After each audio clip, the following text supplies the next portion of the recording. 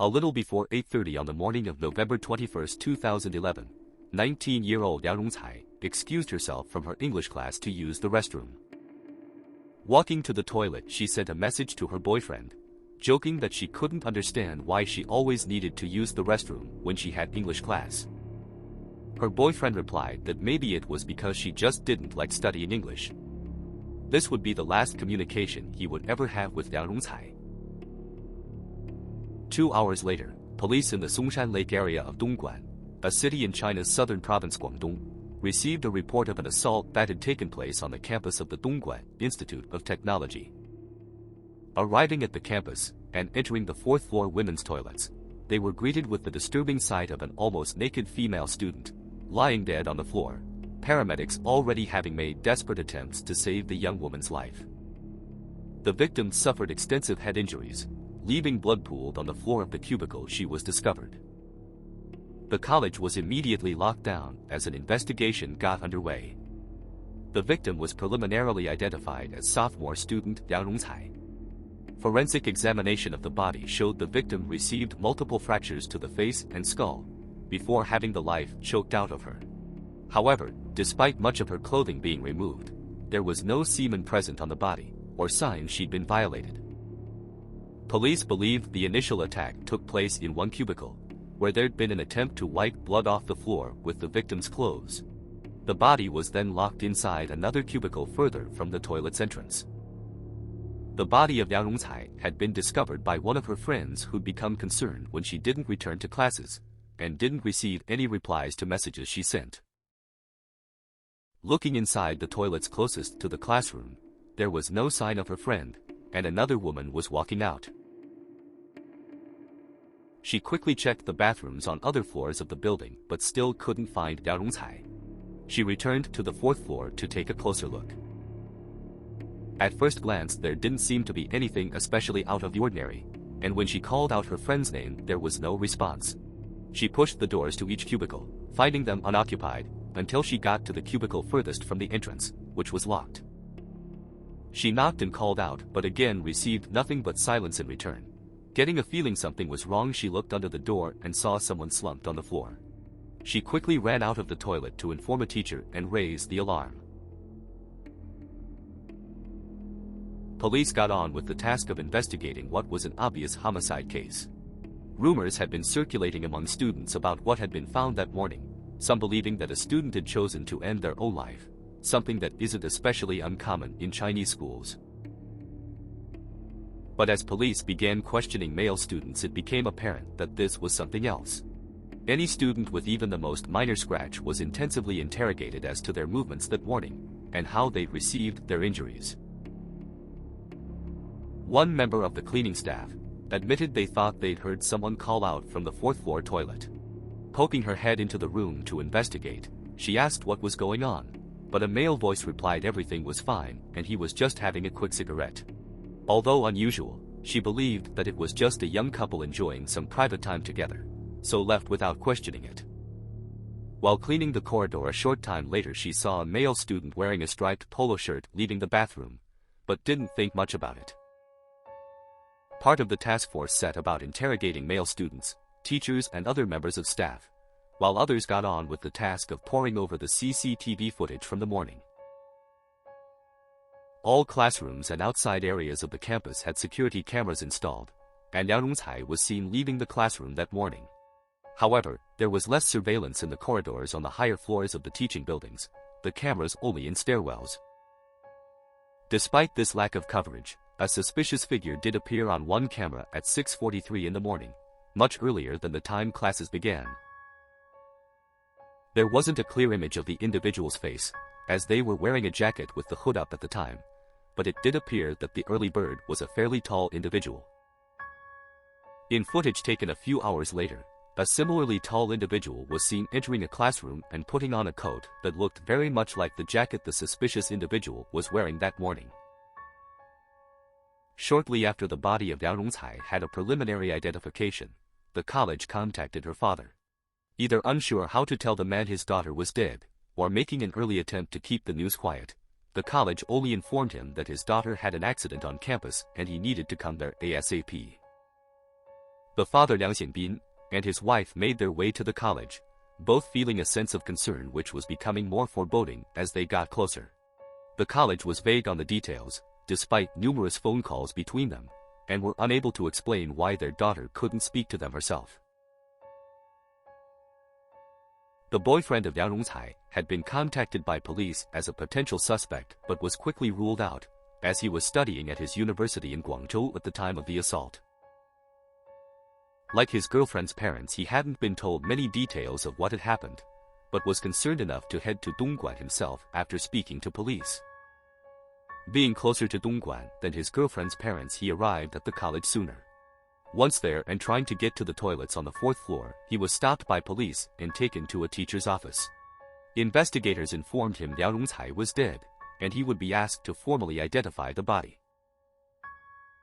The young couple, both from the city Renhuai in the province of Guizhou, had been in a relationship since their days in high school, and made the decision that they would go to university together. Their results in the college entrance exam weren't quite as they expected, and they considered repeating the test to gain admission to their desired university. But they both eventually decided not to give their families the financial burden of paying the extra tuition fees for expensive repeater classes, so applied for colleges where their scores were good enough to gain admission.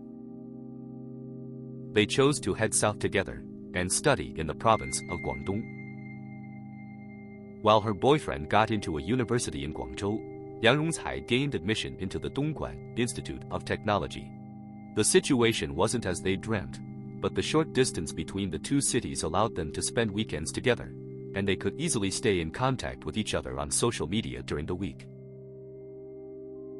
Prior to identifying the body of his girlfriend of almost 5 years, the young man hadn't been filled in on all the details by police, only informed that she had died in an incident. But on seeing the damage done to the face of Liang Rong Cai, he could clearly see she'd been the victim of a brutal assault.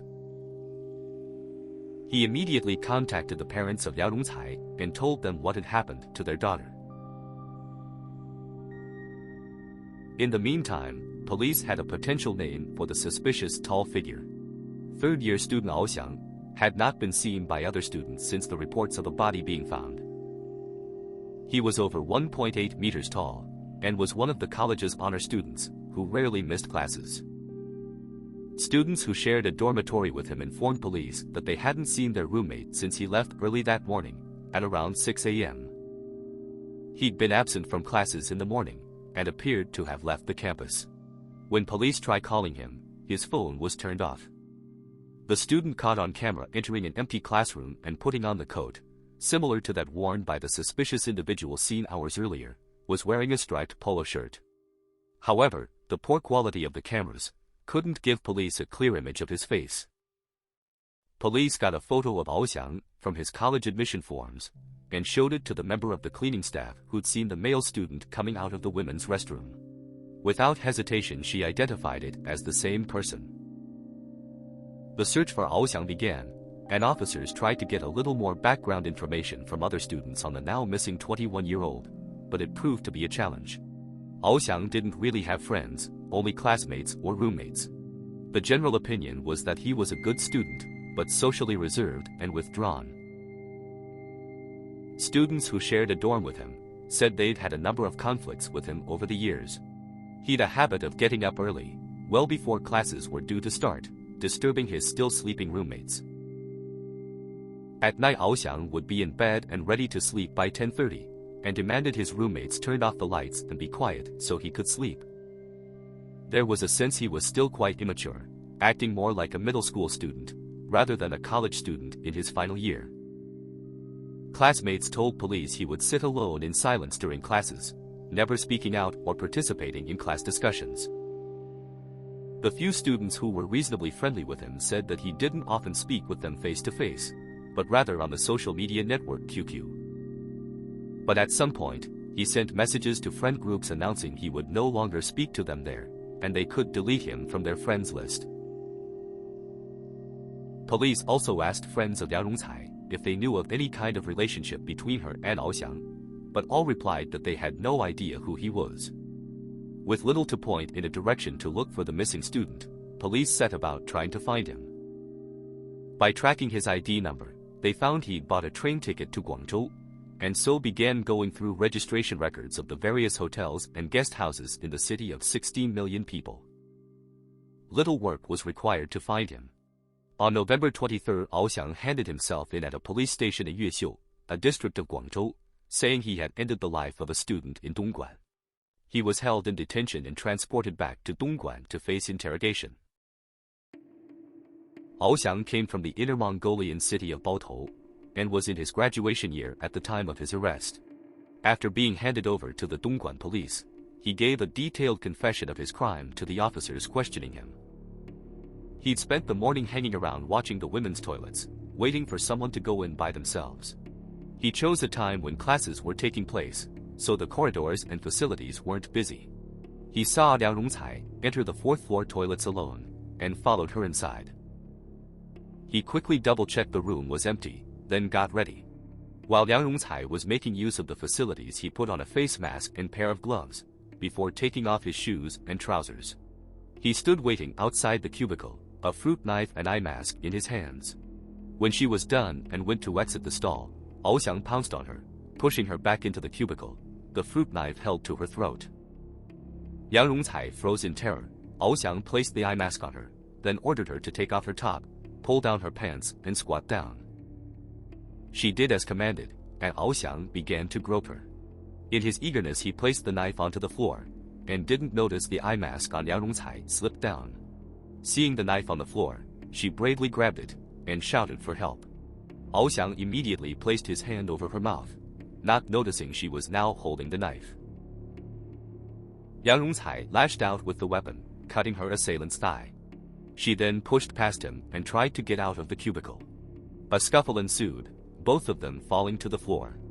Ao Xiang got control of the knife once more, but threw it to one side as Liang Rong Cai tried to scream for help. She barely got the words out when Ao Xiang began repeatedly smashing the back of her head, then face, into the hard floor of the cubicle. At this point the cleaner entered and asked who was inside, with Ao Xiang replying he was just having a cigarette. He listened for the cleaner to leave and looked down at Yang Cairong, who was bleeding heavily from the injuries caused by his assault.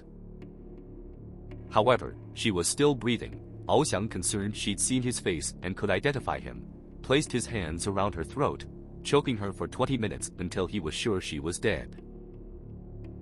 Once it was done, he dragged the lifeless body of Liang Rong Cai to the cubicle furthest from the doorway, locking it from the inside and climbing out over the wall.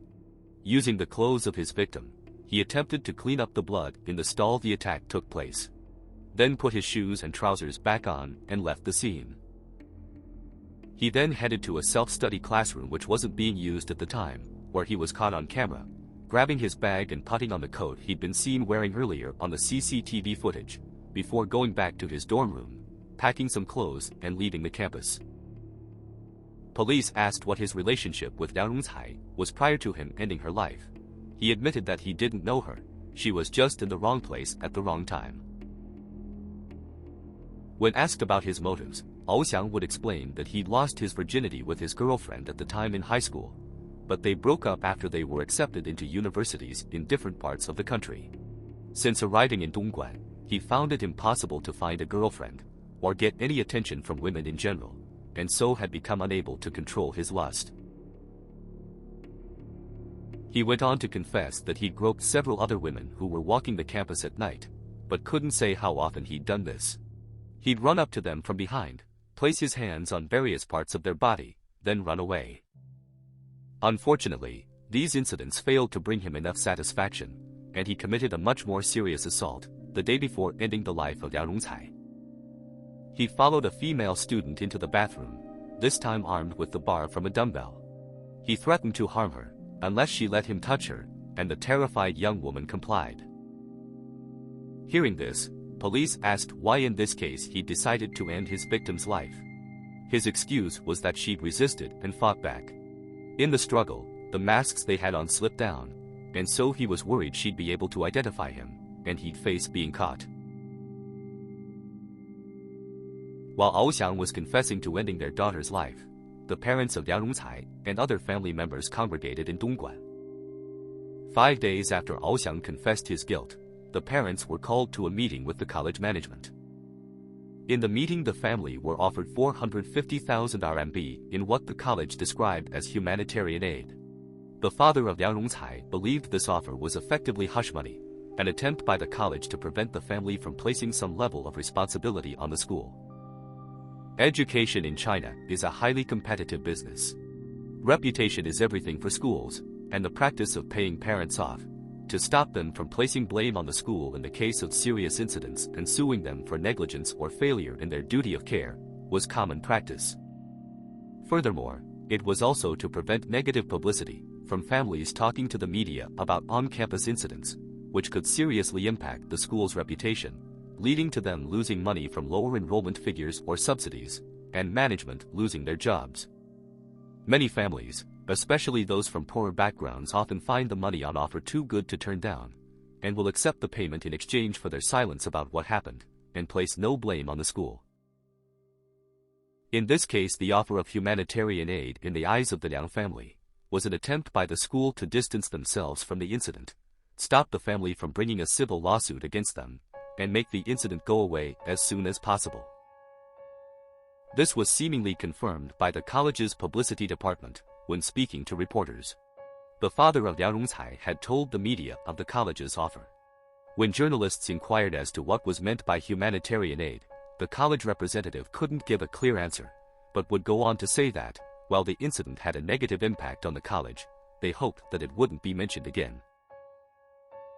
The Liang family, already trying to deal with the grief of losing Liang Rong Cai, were angered when police informed them that the suspect who'd confessed had a history of assaults on campus, and had seriously assaulted another young woman only the day before.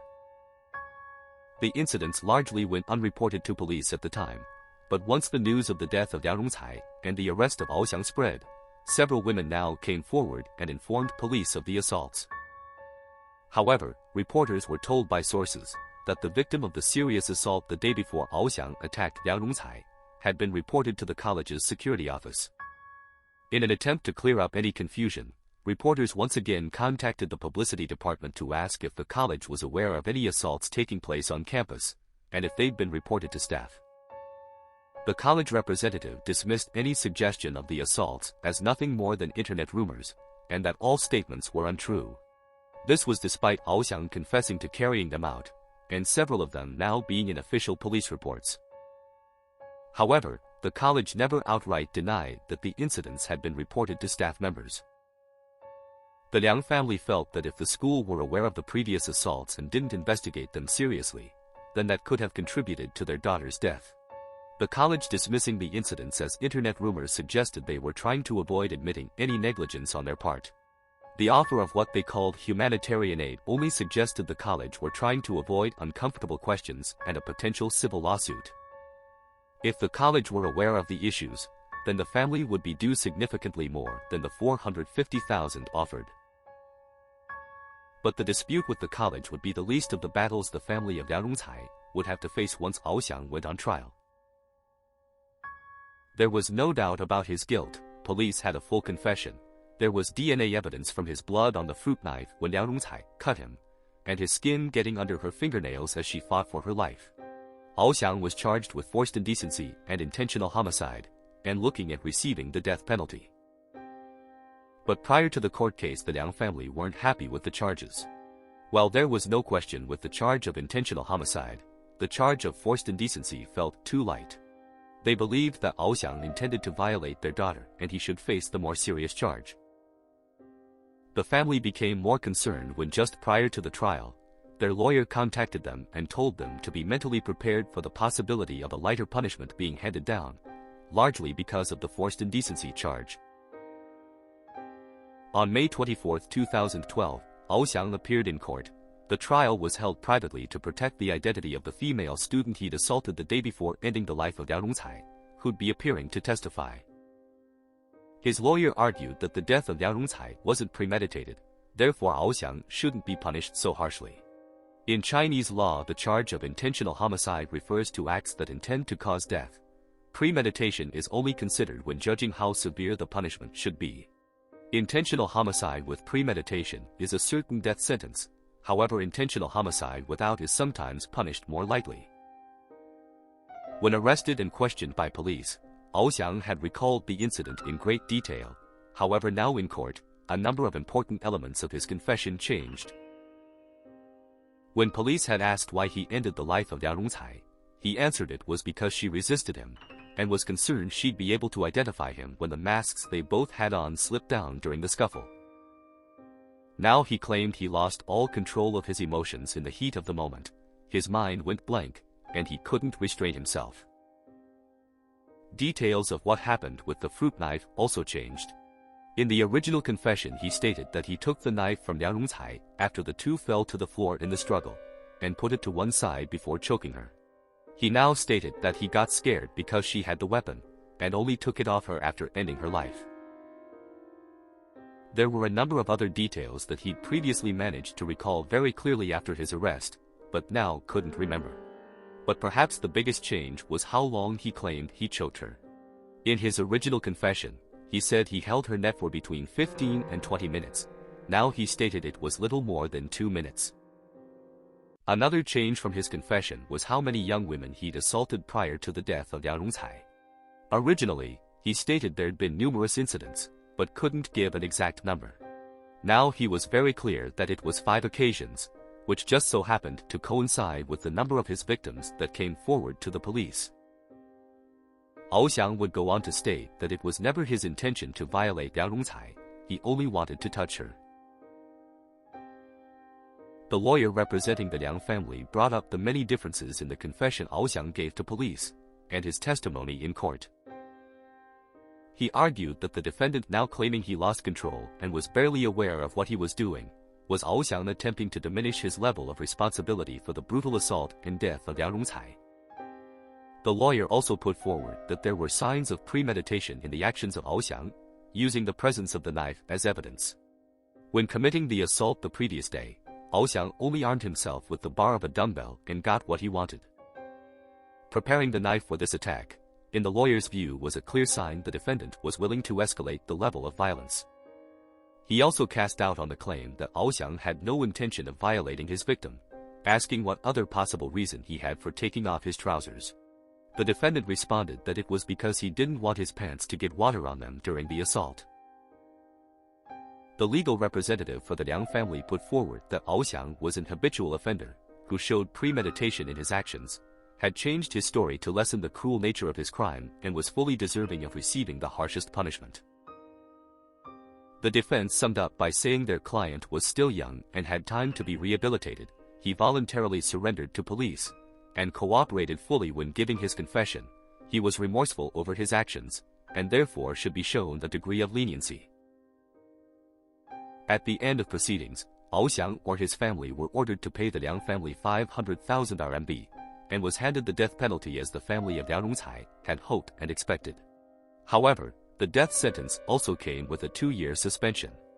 Ao Xiang told the court he felt the verdict was fair and didn't intend to appeal. To say the family of Liang Rong Cai were dissatisfied with the verdict was an understatement, and filed a protest the following day. They went to the media to publicize their unhappiness with the verdict, and raise public awareness of the controversial punishment. The incident had been widely reported in the local area, but wasn't as well known in other areas of the country. The family and the boyfriend of Liang Rong Cai would promote the case by speaking to journalists and using the social media site Weibo to get what they believed was justice for Liang Rong Cai. The boyfriend of Liang Rong Cai, who was identified in the media only by his pet name Da Mi, made a 13-minute-long video to help publicize the case. In the video, he goes through the events of that morning, using information from the police reports, drawing his own sketches to help illustrate how the assault took place. He interviewed relatives, friends and former teachers of Liang Rong Cai, asking them to share their feelings and memories of her to show the wider public what type of person she was. The video was uploaded to the video sharing site Tudou and the social media network Weibo, quickly gaining traction. When people online discovered the case, there was an overwhelmingly negative reaction towards the judgment, and netizens began to search for the reasons. There was immediate and predictable suspicion that the family of Ao Xiang were people with power enough to influence a court's decision. The parents of Ao Xiang never faced the family of Liang Rong Cai, and never came to the court during their son's trial. Online sleuths tried to hunt down the parents, Many believed they must have been people who held powerful positions in the province of Inner Mongolia.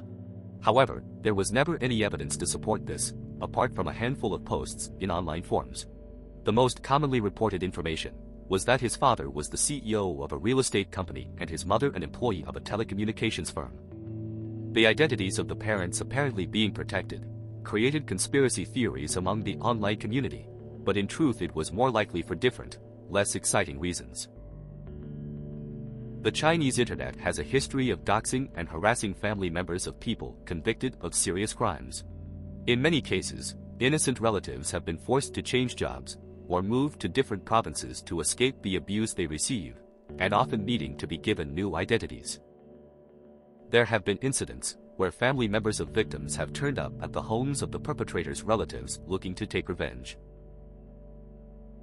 Keeping the identities of the parents of Oxiang private could have simply been an attempt to prevent them becoming the targets of harassment campaigns or very real threats to their lives.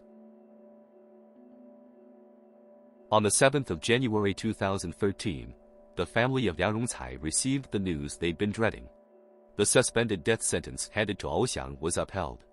This meant that if in a 2-year period he showed good behavior and commitment to being rehabilitated while incarcerated, his punishment could be commuted to life in prison. Unusually, the Liang family weren't informed of the decision prior to it being announced publicly. Naturally, the Liang family filed another appeal, claiming that his actions more than met the criteria for Oxiang to be executed immediately. Their appeal was rejected once more. They continued to appeal over the years, but eventually the will to fight faded, and the incident drifted from the minds of many of their supporters. On July 18, 2016, the sentence handed to Oxiang was commuted to life in prison. And while the Liang family once again tried to appeal, there was a sense of inevitability that their efforts would be in vain.